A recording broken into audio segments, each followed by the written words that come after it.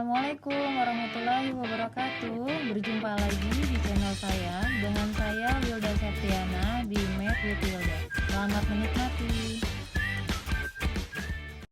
Assalamualaikum warahmatullahi wabarakatuh. Hari ini kita akan belajar tentang line and angle atau garis dan sudut. Karena terdiri dari dua bagian, maka yang kita bahas pertama kali adalah tentang garis. Apa itu garis? Garis adalah kumpulan titik-titik yang lurus dan dapat diperpanjang pada kedua ujungnya sampai tak terhingga. Jadi, garis itu bisa terus diperpanjang dari kedua arahnya terus sampai tak terhingga. Selain garis, kita juga harus tahu ada dua jenis lagi yang lain, yaitu ada yang namanya rays atau sinar. Rays atau sinar itu hanya bisa diperpanjang di salah satu arahnya. Sedangkan ada yang namanya line segment atau ruas garis. Yang namanya ruas garis itu tidak dapat diperpanjang. Jadi panjangnya tetap hanya segitu aja. Jadi kalau ray atau sinar itu dipakai biasa di sudut, sedangkan kalau ruas garis itu yang biasa dipakai di dalam bentuk bangun-bangun datar atau bangun-bangun ruang. Oke, karena garis adalah kumpulan titik-titik, maka kita bahas terlebih dahulu bagaimana posisi titik yang spesial. Ada yang namanya collinear point. Collinear point itu adalah titik sebanyak dua atau lebih yang terletak pada satu garis yang sama.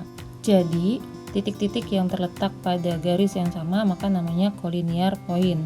Sedangkan apa itu coplanar point? Coplanar point adalah titik sebanyak dua atau lebih yang terletak pada satu bidang yang sama.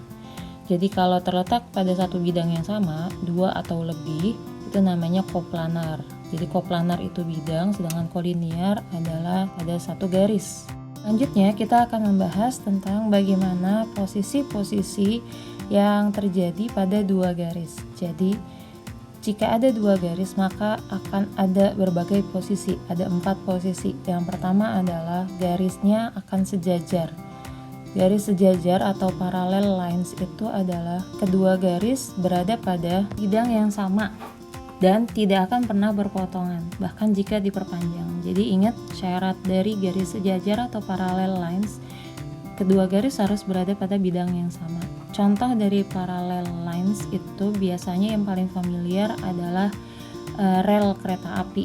Jadi walaupun diperpanjang sampai kapanpun, rel kereta api itu tidak akan pernah berpotongan. Jadi rel yang untuk ban kiri dengan rel yang untuk ban kanan tidak akan pernah berpotongan, kecuali akan ada garis lintas yang baru ya. Gitu. Jadi itu adalah contoh untuk garis sejajar. Sedangkan posisi yang kedua adalah garis berpotongan atau intersecting lines. Intersecting lines adalah kedua garis berada pada bidang yang sama dan memiliki sebuah titik potong. Titik potong ini adalah syarat dari intersecting lines, harus ada titiknya.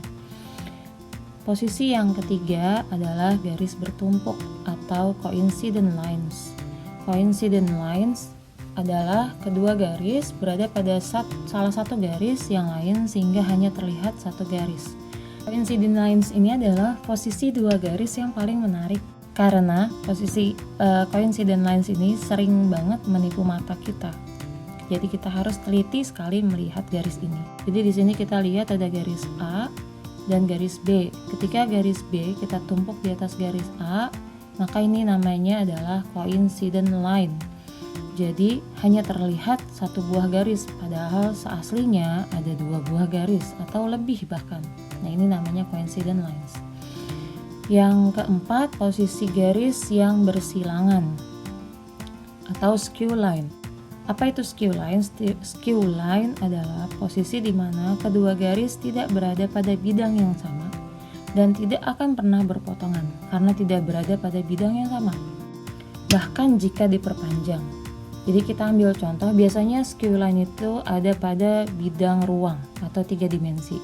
Kita ambil contoh pada balok, ada garis A dan garis B. Kalau tampak atas, garis A dan garis B terlihat seperti berpotongan di gambar yang kanan. Terdapat titik potongnya antara A dan B. Padahal kalau kita lihat yang sebelah kiri, kalau tampak samping, A dan B itu berada pada bidang yang berbeda. Sehingga kalaupun diperpanjang terus, tidak akan pernah berpotongan. Jadi melihatnya harus secara 3 dimensi, tidak bisa secara 2 dimensi.